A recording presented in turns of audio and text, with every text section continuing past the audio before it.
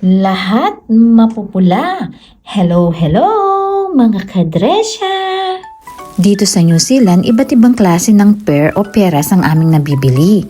May iba't iba itong mga kulay at iba't iba rin ang mga hugis. Hayan, at may mga mapupula pa nga.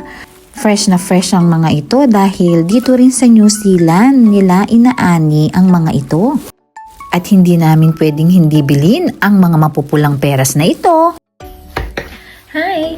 Alam niyo bang sobrang lamig na dito sa New Zealand kasi winter na naman. Hay nako, at kanina nga pag-uwi ko, 0 degrees Celsius na naman. Talagang naninigas na naman yung mga daliri ko. Hindi ako makapag-drive ng mabuti, hindi ko mahawakan yung steering wheel ng mabuti dahil sobrang nag-frozen. Kailangan ko pang buhusan yung aking sasakyan bago ako makauwi dahil talagang maraming nakadikit na yelo sa aking windshield. At dahil malamig na naman, nandyan na naman ang sipon at ubo. Nandyan na naman ang sakit. Kaya kailangan natin kumain ng prutas. Heto, ang daming mapupulang prutas sa harap ko. Na kung tutuusin mo, o kung titingnan mo parang sa palagay nyo, ano mga prutas to? Para silang lahat mga apple, ano? Lahat mga apple ba to? Hindi po. Alam nyo bang dalawang uri ng prutas ito? Apple at saka peras. Opo, ang peras na ito ay kulay pula rin. Tingnan nyo naman. Ang tawag dito ay peekaboo. Masarap ito, lasang mansanas at peras. Pero mas mahal ito sa mansanas dahil siguro hybrid ang pagkakatubo nito dito sa New Zealand. Alam niyo bang itong peekaboo ay lasang apple at peras din. Parang pinaghalo siya.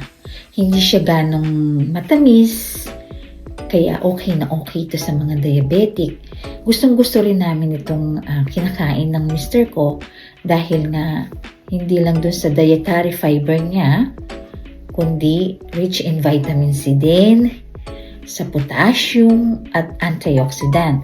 Tapos, kaya yung mga constipated, okay na okay din ito. At yung sa mga sa cardiovascular, sa heart, kaya talagang sa amin ng mister ko, lagi kaming bumibili kapag merong peekaboo. Iba't ibang klase ng peras meron ng New Zealand.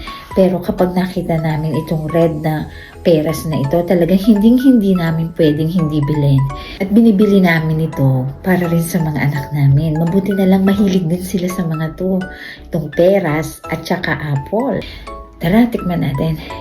Alam nyo bang, para rin siyang apple na pwede mo siyang kagatin at kainin yung balat.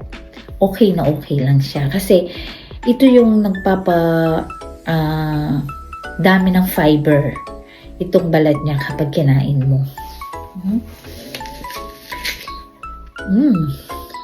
Sarap. Matamis siya, pero okay siya sa diabetic.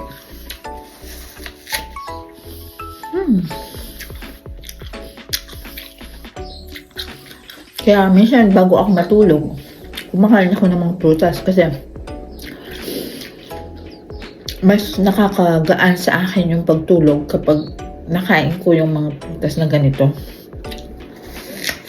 Tapos, lagi akong puyat. Yung immune system ko mas lumalakas kapag nakakakain ako ng mga ganitong klase ng prutas. Sarap. Ano itong pa? Ayan. At itong apple, ako siya. Malaki, no? Masarap din naman tong apple na to. Tulad dito. Try natin. Siyempre, ang tamis. Ang tamis ng apple na to.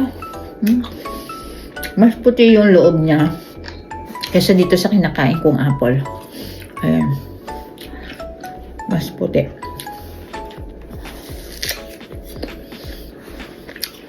Ang sarap nila pareho.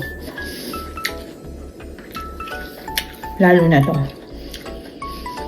Juicy pa. Ang dami niyang talagang syrup na makukuha.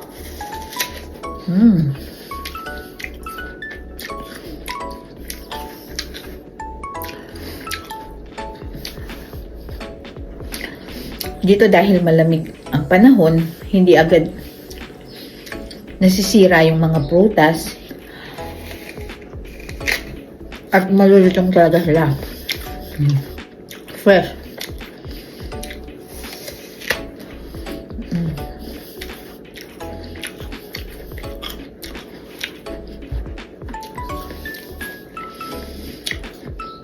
Kaya sa panahon na ngayon,